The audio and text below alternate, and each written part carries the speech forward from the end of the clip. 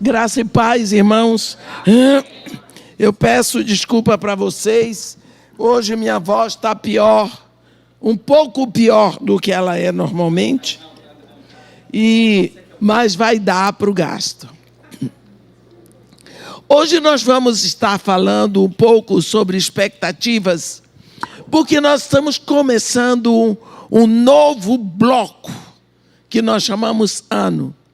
É um bloco de 365 dias, que é completamente novo para nós.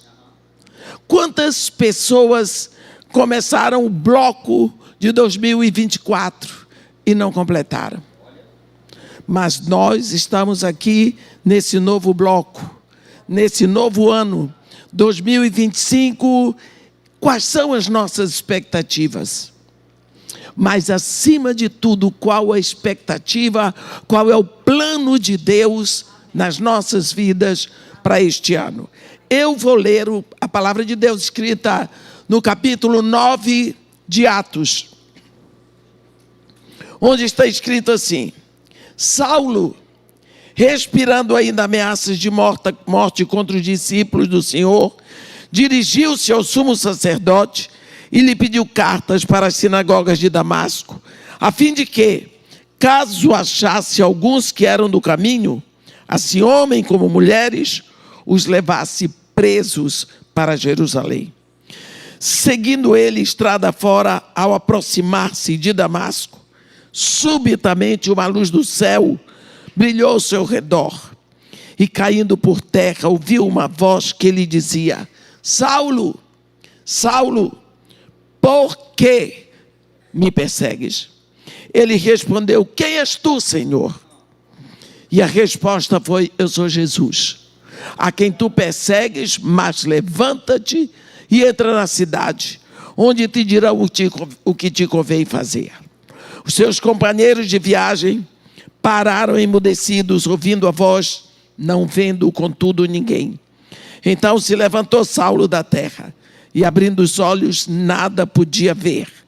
E guiando-o pela mão, levaram-no para Damasco. Esteve 3 dias sem ver, durante os quais nada comeu nem bebeu. Amém. Este é o momento, dentro de um momento novo que Deus estava fazendo.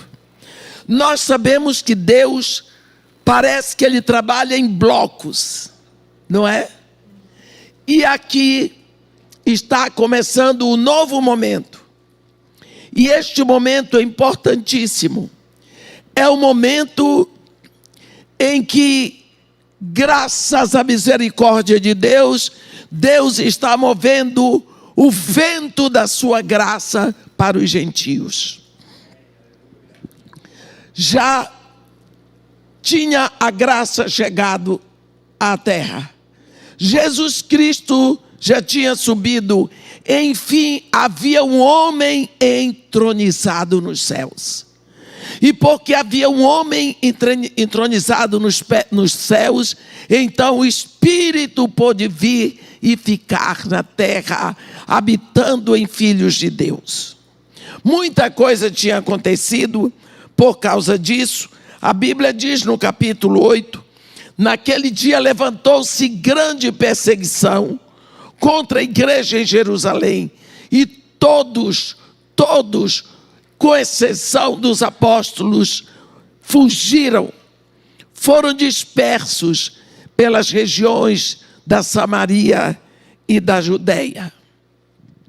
Esta era a situação. Já tinha acontecido a diáspora da igreja. O primeiro mártir do cristianismo já tinha sido apedrejado. Então, sobe a ira dos legalistas. Eles não estavam vendo nada. Eles não enxergaram o tempo de Deus. Com todos os milagres que estavam acontecendo em Jerusalém, os fariseus e os saduceus continuavam afirmando que Jesus Cristo era um salafrário, que mereceu a cruz que ele recebeu, e que, morto os seus discípulos, uma turma de bandidos, roubaram o corpo de Jesus para dizer que ele tinha ressuscitado. Tantos milagres aconteceram.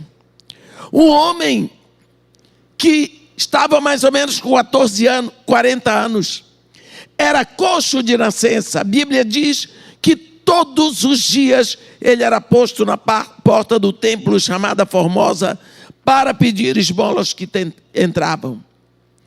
Ele foi curado pelo nome de Jesus. O milagre estava em pé diante do sinédrio. O milagre testemunhava por si mesmo.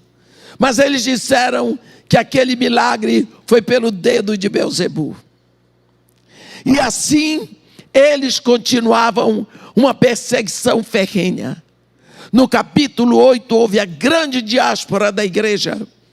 Todos os cristãos foram dispersos pelas regiões da Judéia e Samaria. Únicos que ficaram em Jerusalém foram os apóstolos. O jovem Paulo entra em ação. Jovem, inteligente e bem preparado, de uma família que tinha condição financeira boa. Saulo, ele recebeu educação aprimorada. Os pais investiram nele. Ele falava grego, latim, hebraico, aramaico. Sabia muito da filosofia e da literatura da época.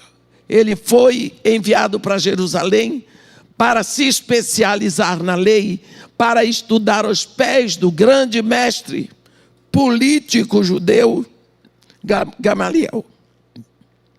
E agora, nessa situação, ele começa a mostrar para que veio.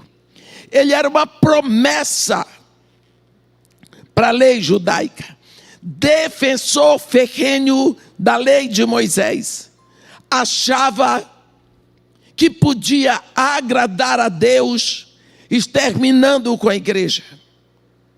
E ele se incumbiu disso, de tal maneira que quando ele viu que conseguiu bastante, ele vai ao sumo sacerdote e pede cartas que deem autoridade para ele chegar em Damasco e entrar nas sinagogas para prender qualquer discípulo de Jesus Cristo que ele encontrasse, fosse homem e mulher, e trazer manietados para Jerusalém. Olha, em Damasco existiam mais ou menos 40 sinagogas, mas não existia nenhum templo de igreja. Os primeiros discípulos eram judeus. Eles estavam pelas sinagogas. Eram 6 dias a cavalo, saindo de Jerusalém para Damasco. Paulo recebe a carta do sumo sacerdote, que lhe dava autoridade. Parte com seus amigos para Damasco, com uma expectativa. O objetivo de Paulo era, de uma vez por todas, limpar, proteger, purificar a fé judaica.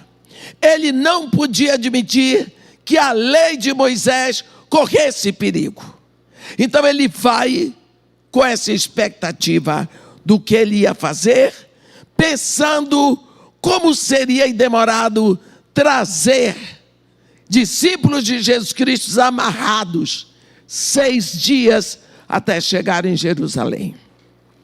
E é com esse objetivo que ele entra no caminho. A Bíblia diz que quando se aproximava de Damasco, ele teve uma surpresa. A Bíblia diz: seguindo o caminho fora, ao aproximar-se de Damasco, subitamente, uma luz do céu brilhou em sua volta. Ele caiu. decididamente esse homem caiu do cavalo. E ele ouviu a voz que lhe dizia: Saulo, Saulo, por que tu me persegues? Um parêntese, quando Saulo dá esse testemunho no capítulo 22 de Atos, ele diz que ele ouviu a voz que dizia: Saulo, Saulo, por que me persegues? E ele diz: quem és tu, Senhor? Eu sou Jesus, o Nazareno, a quem tu persegues. Fico lá. Mas levanta-te e entra na cidade, porque lá te dirão o que te convém fazer. Eu queria que os irmãos, nesse momento, parassem aqui, onde Paulo caiu. Paulo cai. Qual é a sua expectativa agora? Zero. Ele não pode voltar para Jerusalém, de onde ele veio, porque ele não tinha mais nada para fazer lá. Porque quando ele ouve: eu sou Jesus, o Nazareno, a quem tu persegues, mas ele morreu. Mas ele está falando comigo, ele está vivo. E se ele está vivo, é porque ele ressuscitou. Então não roubaram o corpo dele. E se ele ressuscitou, ele é o Messias. Então nós matamos o Messias. E eu estou perseguindo os discípulos dele. Ele ficou ali. Para onde foi a expectativa deste homem? O plano dele totalmente frustrado. Só tinha uma coisa que sobrou para Paulo agora: entra na cidade, porque lá te dirão o que te convém fazer. Quem vai me dizer?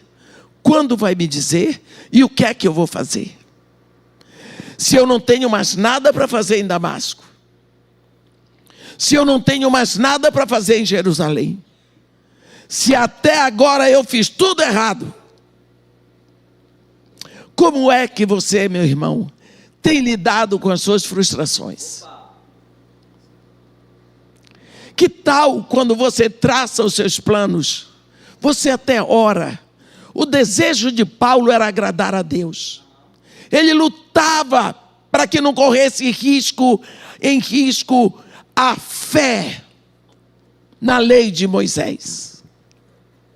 Como você lida com frustrações? A Bíblia nos ensina, a Bíblia diz em Jó: bem sei que tudo podes e que nenhum dos teus planos pode ser frustrado. Quando Jesus Cristo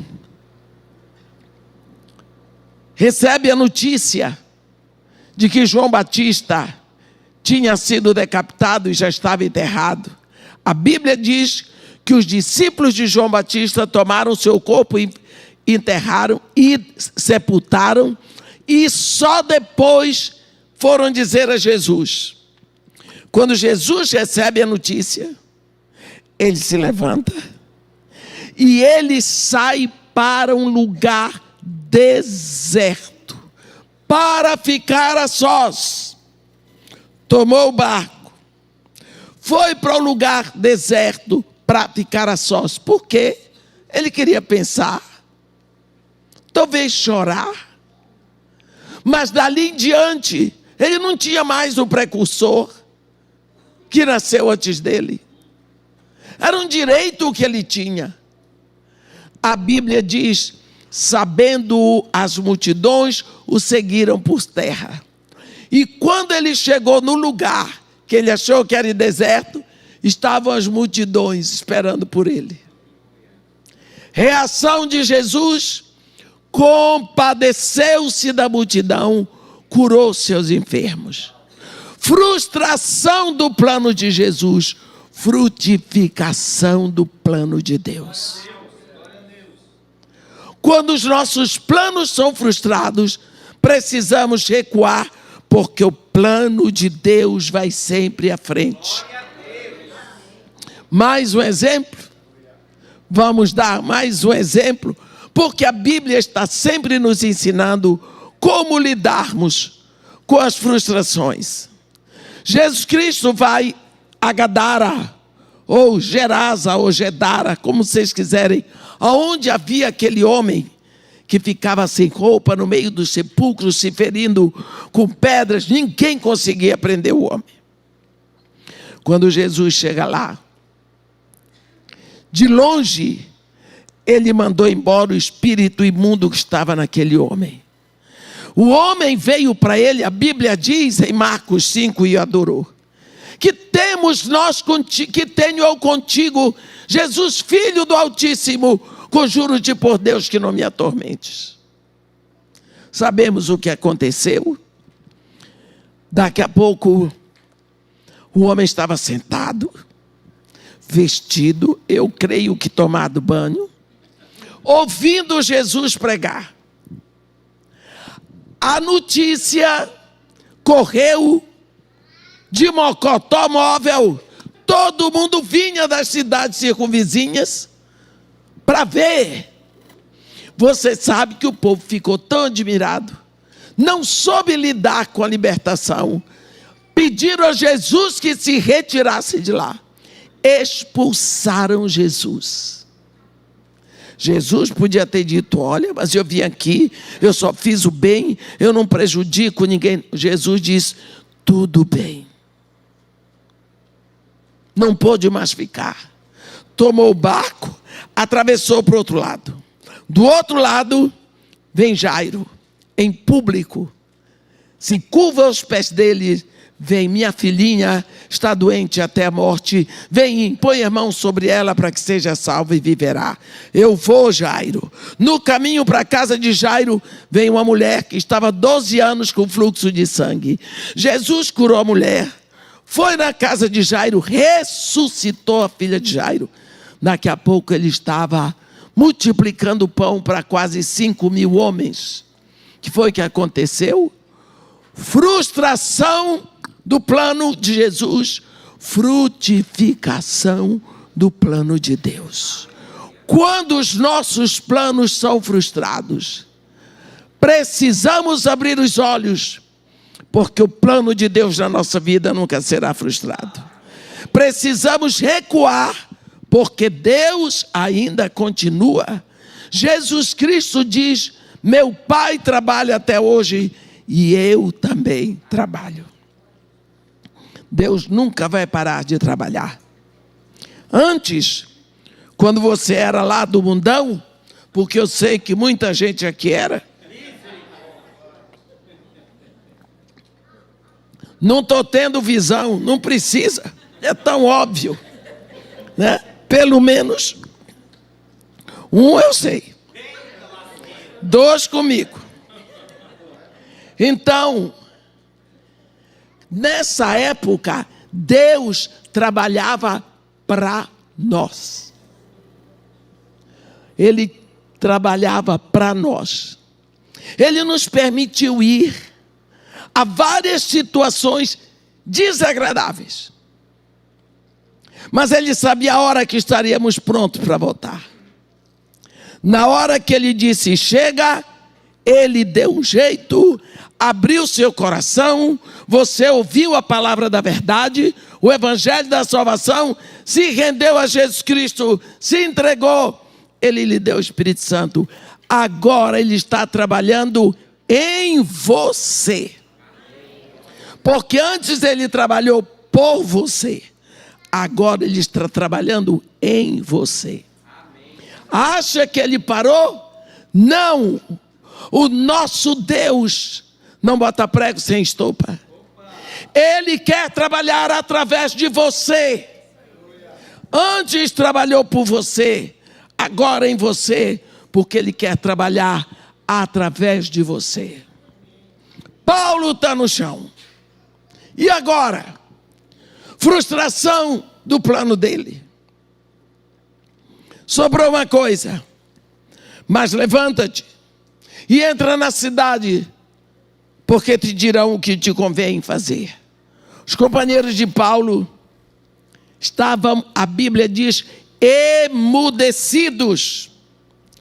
Ouviram a voz, não viram ninguém. Paulo se levantou, abriu os olhos, estava totalmente cego. Cego. Aquele rapaz nunca tinha experimentado a cegueira. E talvez nunca na sua vida pensou que um dia ficaria cego. Já foi levado pela mão, entrou na cidade de Damasco. A Bíblia diz que ele ficou 3 dias. Não via, não comia e não bebia. Como nós vimos, eles sabiam em Jerusalém que havia muitos discípulos de Jesus espalhados nas sinagogas de Damasco. A igreja de Damasco sabia tudo o que tinha acontecido em Jerusalém. E a igreja também sabia que Saulo, a fera sanguinária, estava indo para Damasco.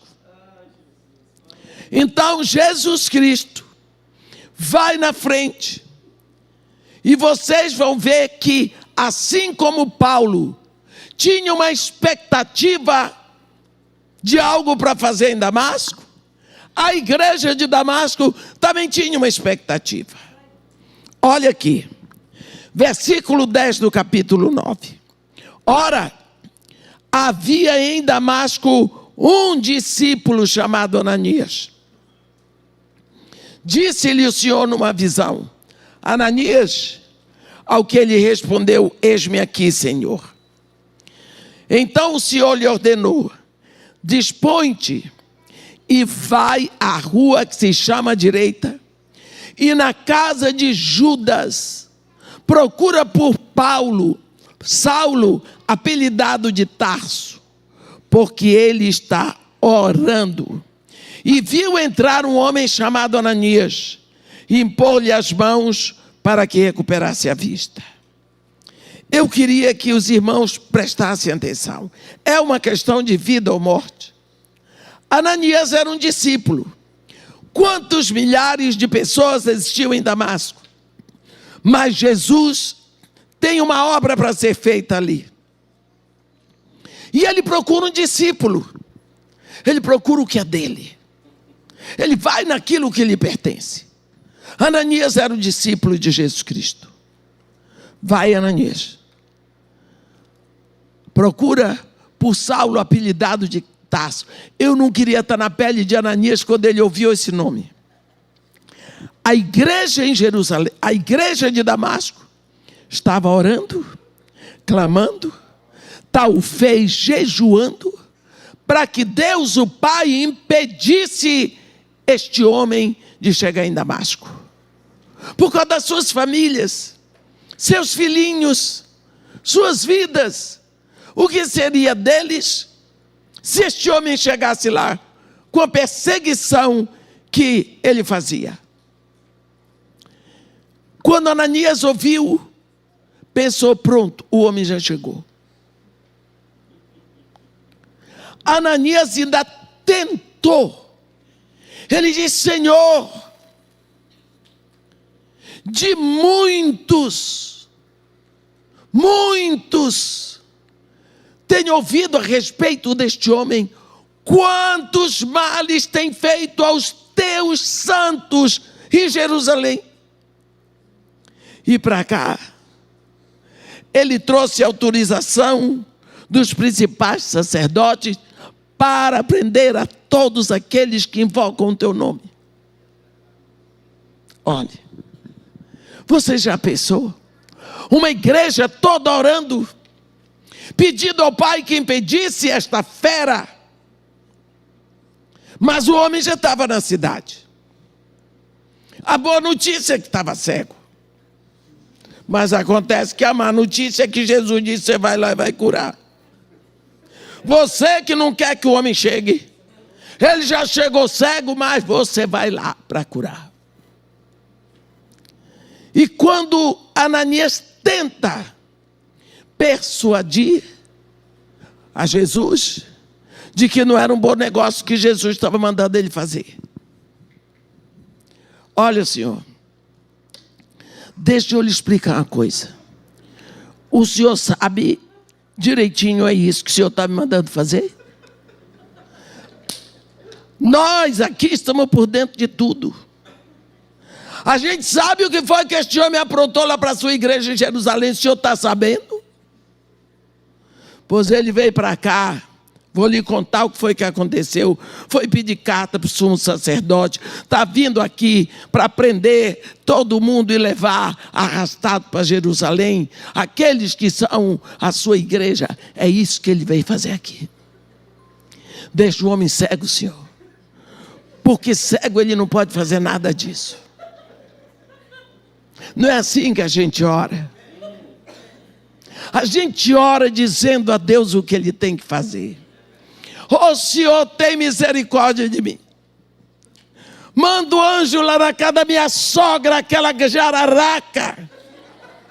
E Deus está dizendo, é você que vai. Você casou com a filha da jararaca, a jararaquinha.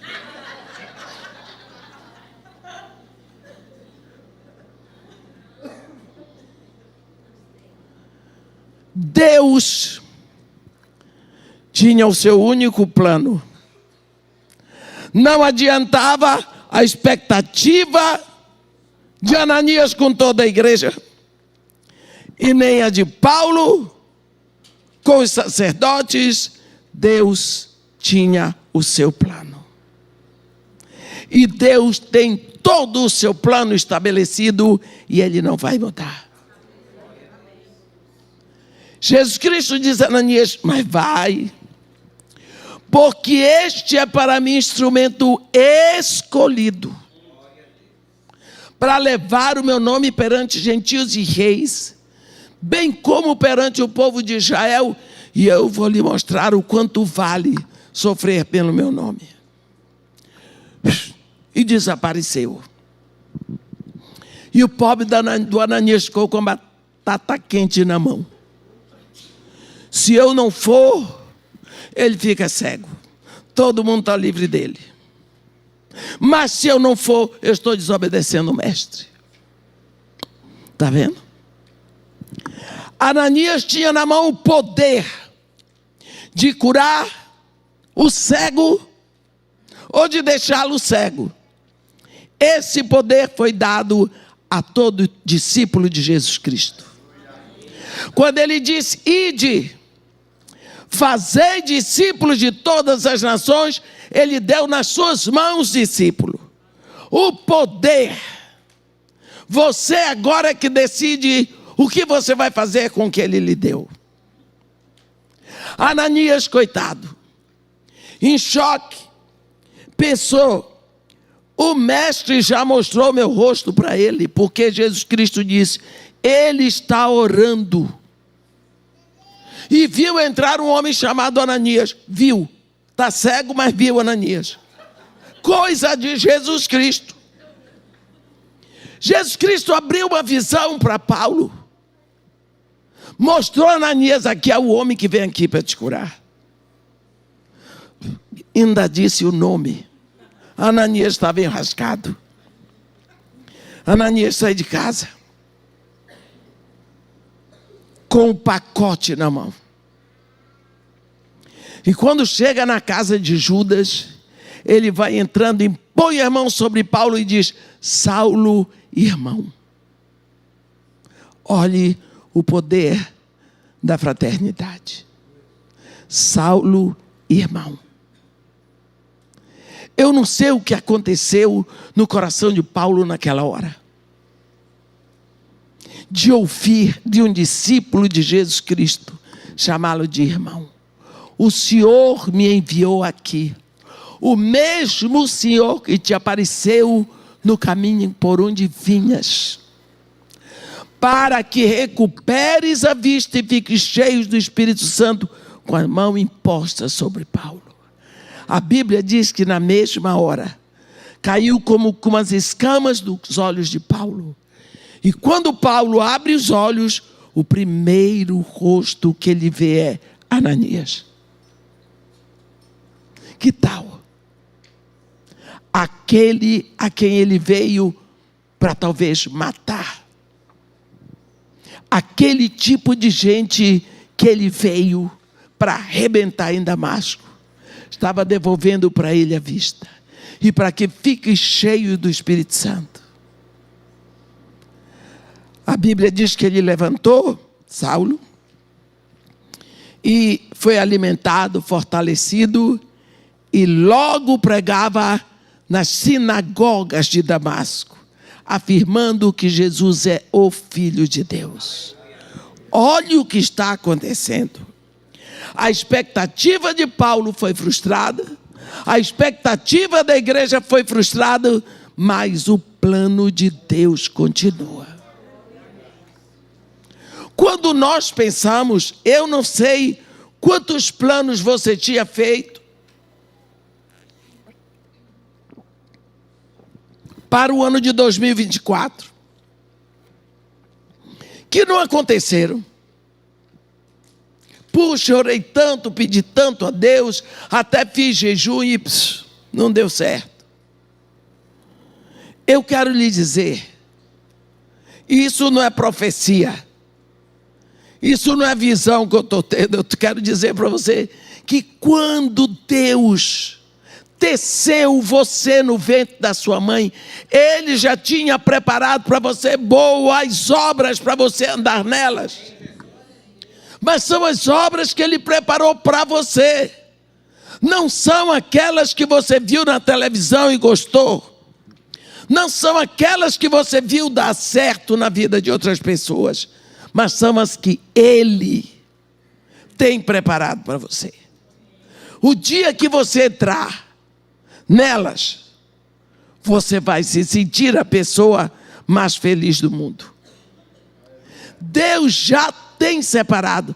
Deus não está esperando que você faça seus planejamentos. Você senta na mesa, traça. Vou gastar aqui tanto, vou comprar isso, vou fazer aquilo, tanto aqui, 10% eu vou dar na igreja, entregar na igreja, 10% para as missões, porque eu vou ganhar isso e aquilo. Bonitinho. Você chega, Senhor Deus, meu Pai, aqui ó, tudo redondinho. Olha que coisa bonita. O Senhor me deu saúde, o Senhor me deu vida, o Senhor me dá o ar que eu respiro. O Senhor é bom, o Senhor é Deus. Senhor, olha aqui o que está no meu coração. Bota essa empresa assim. Eu vou tirar 10% para entregar na igreja, 10% para as missões. Está aqui. Deus diz, não estou interessado nos seus projetos. Eu estou interessado nos meus. Eu não estou aqui para realizar o seu projeto, mas o meu na sua vida. Quer o meu? Porque o meu projeto já está com todas as minhas bênçãos. E os seus ainda vou ter que abençoar. Os meus já estão prontos. Já estão prontos. Acabou. Quantas vezes nós queremos que Deus abençoe os nossos projetos? Meu irmão, tá certo não? Teve um dia que um homem muito inteligente, cultíssimo, um príncipe do Egito, chegou diante de Deus, porque Deus tinha tocado fogo numa árvore, a árvore não se consumia. E ele diz assim, eu vou lá, que eu vou ver que grande fenômeno é este. Moisés chegou lá, começou a analisar o fenômeno. E Deus disse, Moisés, o que é, Senhor? Tira a sandália dos pés, porque o lugar em que pisas é santo. O que significa tirar a sandália dos pés? Deus criou os nossos pés, mas nós criamos a sola do sapato. A sola do sapato nos separa do pó.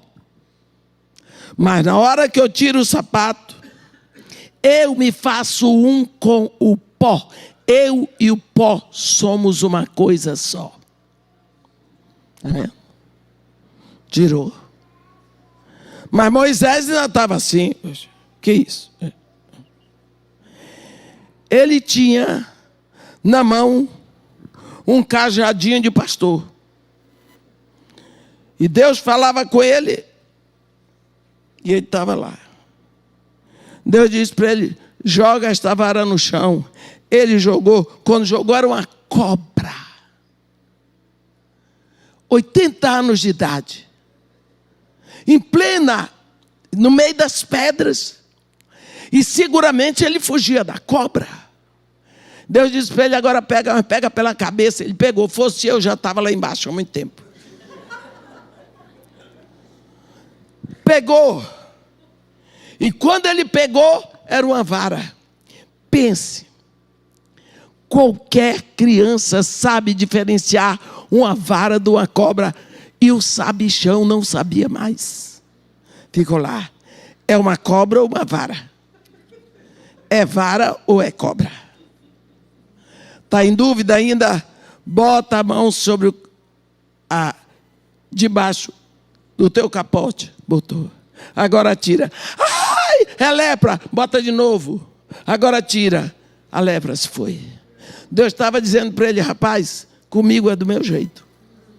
Não é pelas coisas que tu aprendeste. É do jeito que eu sou. Você entendeu que comigo é diferente?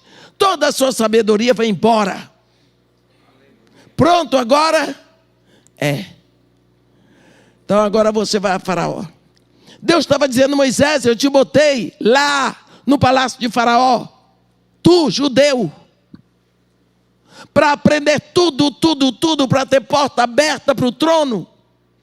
Cresceu como sobrinho de Faraó. Vai lá e vai dizer que é para ele deixar o povo sair para o deserto para me servir. Ah, por que isso? Porque aquilo Moisés estava com medo de ser preso, porque tinha matado o egípcio. Sou pesado de língua, Deus tem nada a ver com a tua língua. Então faz o seguinte: eu vou te dar uma língua, vou te dar uma boca. Arão vai contigo para falar. Por último, quando não dava mais, chega lá os 2 judeus diante de Faraó. O gago falava, o irmão traduzia. Que cena linda. Que cena maravilhosa. E Faraó dando gargalhada, que nem você, ó Gustavo.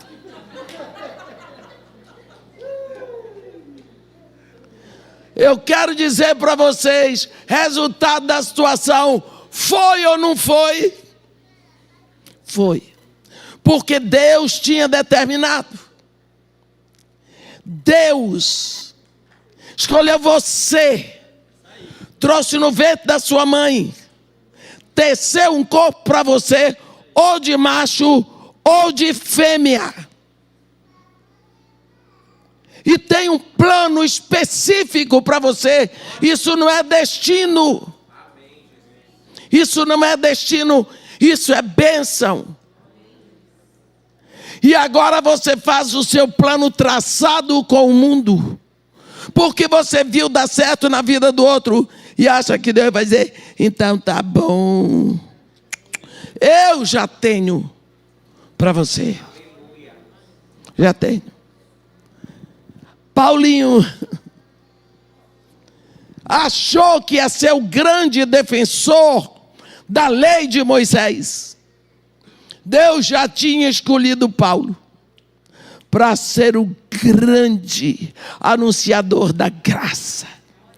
E ele não tinha percebido que chegou a época da graça. E ainda estava preso na lei. A igreja de Jerusalém preferia que Paulo ficasse cego, mas Deus queria um Paulo antes perseguidor e agora discípulo. Você veja, todos os que ouviam estavam atônitos e diziam: não é este o que exterminava em Jerusalém os que invocavam o nome de Jesus? E para aqui veio precisamente com o fim de os levar amarrados aos principais sacerdotes. Paulo, porém, mais e mais se fortalecia e confundia os judeus que moravam em Damasco, demonstrando que Jesus é o Cristo. Está vendo?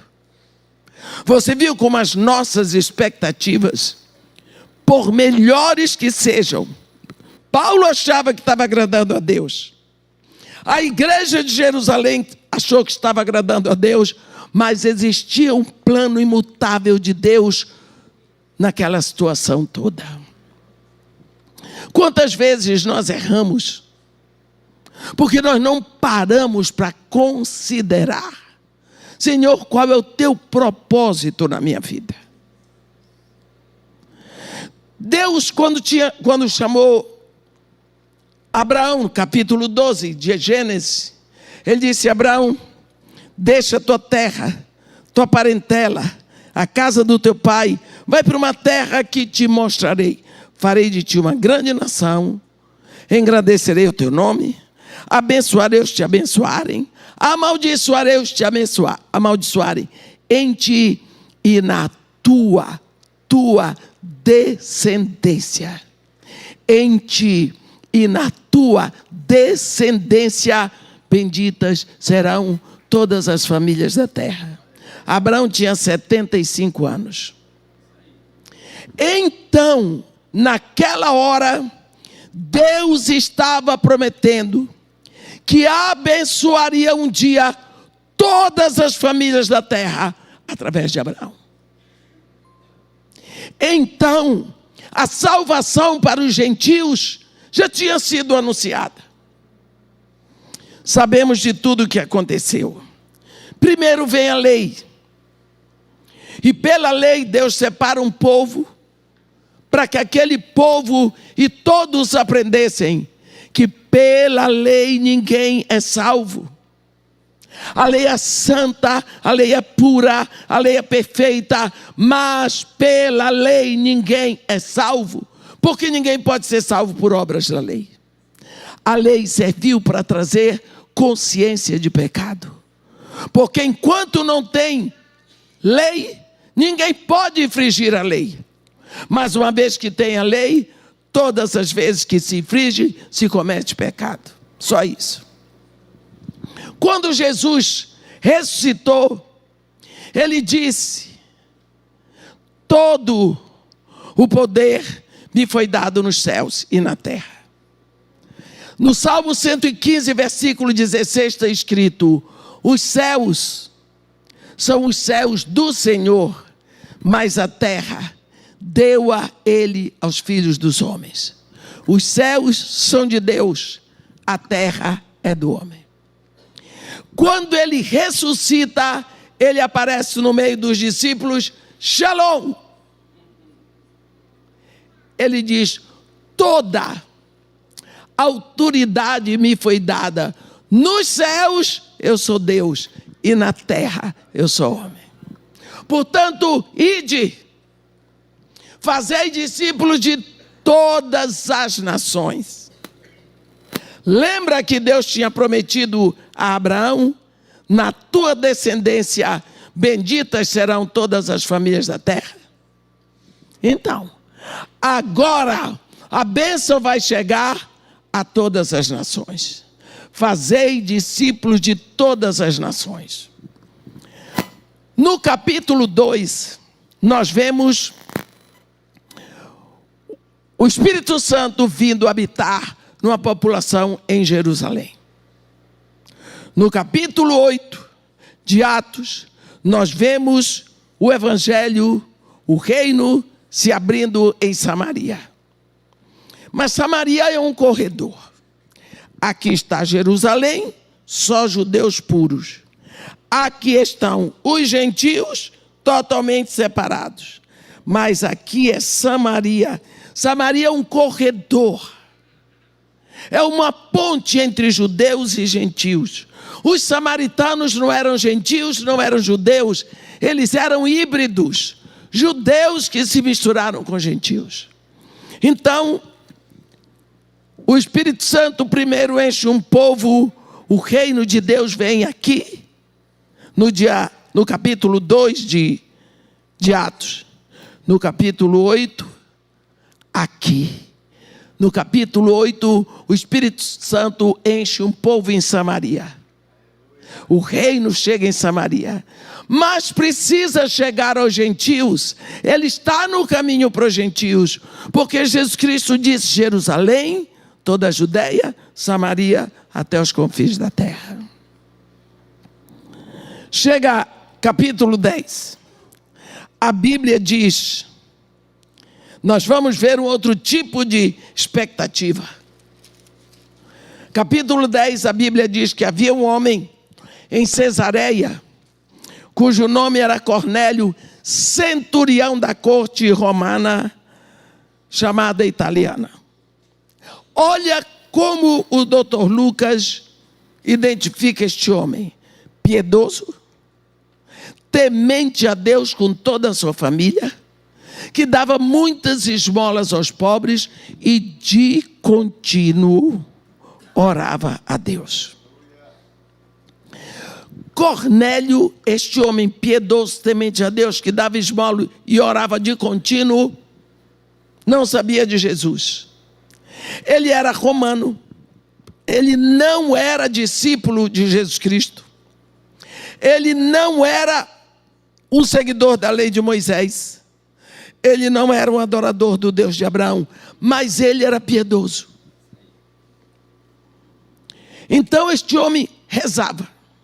Deus tinha determinado, a partir do momento em que Jesus veio, ninguém, nenhuma oração vai para o trono dele, se não for através de Jesus Cristo. Mas Deus ouve toda a oração. A oração de Cornélio ficava assim, ó. Ficava batendo direto, não entrava. Um dia, Deus mandou um anjo falar com Cornélio. E Cornélio disse que Senhor. Ele disse, ó, as tuas orações e as tuas esmolas subiram para memorial diante do Senhor. Portanto, agora envia mensageiros a Jope para chamar Simão, por sobrenome Pedro. Ele está hospedado na casa de Simão, o curtidor, cuja residência fica à beira-mar. Cornélio era um centurião, um homem disciplinado, um homem que sabia fazer as coisas na hora certa. Chamou seus ordenanças: vocês vão a Jope. Eram 2 dias para ir a Jope, 2 dias para voltar. Mandou: vocês vão na rua direita, procuram um homem chamado Simão, por sobrenome Pedro. Ele está na casa de Simão Curtidor, que a residência fica à beira-mar. Jope hoje é Jafa, está ali aglomerado junto com Tel Aviv. Eles foram. Cornélio reuniu todos os seus amigos e toda a sua família. O que é que vai acontecer? Não sei. Mas deve ser alguma coisa boa. Porque eu estava orando. E foi um anjo, eu ouvi. E ele disse que as minhas esmolas e as minhas orações subiram para memorial. E disse que eu tinha que mandar chamar este homem. Mas o que ele fazia, não sei. Mas deve ser coisa boa. Aquela turma esperava numa expectativa fora do comum. Estava em expectativa. Chega Pedro com os 2 homens. E quando Pedro chega, pergunta para Cornélio: por que razão me mandaste chamar? E Pedro diz para ele, no versículo 30 do capítulo 10 de Atos: faz hoje 4 dias que por volta desta hora estava eu observando em minha casa a hora nona de oração. Hora nona, 3 horas da tarde, é a oração no templo pelos pecados ocultos. E eis que se apresentou diante de mim um varão de vestes resplandecentes e disse: Cornélio, a tua oração foi ouvida e as tuas esmolas lembradas diante de Deus. Manda, pois, alguém a Jope, a chamar Simão, por sobrenome Pedro. Acha-se este hospedado em casa de Simão, o curtidor à beira-mar. Portanto, sem demora, mandei chamar-te, e fizestes bem em vir. Agora estamos todos aqui na presença de Deus, prontos para ouvir tudo que te foi ordenado da parte de Deus. Todo mundo esperando. Amigos, familiares, uma expectativa do que Pedro ia entregar. Paulo sabia qual era a expectativa dele. Entrar pelas sinagogas, prender quem fosse discípulo de Jesus Cristo para levar amarrado. A igreja de Damasco sabia qual era a sua expectativa. Era que Paulo não chegasse. Mas esse grupo de gentios, na casa de Cornélio, não sabia qual era a sua expectativa. Eles queriam saber para que eles estavam ali, por que eles estavam ali, o que seria dito, o que eles iam ouvir. Todos no vácuo. E Pedro começou a derramar o que ele tinha de melhor: Jesus. E no versículo 44, a Bíblia diz: ainda Pedro falava estas coisas, quando caiu o Espírito Santo sobre todos o que ouviam a palavra. Todos ficaram cheios do Espírito Santo. Todos receberam o Espírito Santo. Dali em diante, o Evangelho veio chegar até nós, porque enfim, a palavra que Jesus disse estava se cumprindo. Jerusalém, toda a Judeia, Samaria, até os confins da terra. O Evangelho tinha chegado aos gentios. Por isso, quando nós pensamos, estamos em expectativa, quando os corações estão em expectativa, e o pregador prega a palavra, há um enriquecimento, porque os corações estão em expectativa, abertos para receber. Por isso não se deve usar o púlpito para falar abobrinhas, porque o povo vem para receber. Estamos todos prontos aqui para ouvir o que te foi ordenado da parte de Deus. Expectativa de Cornélio, ele não sabia o que era. A expectativa de Paulo, ele sabia qual era.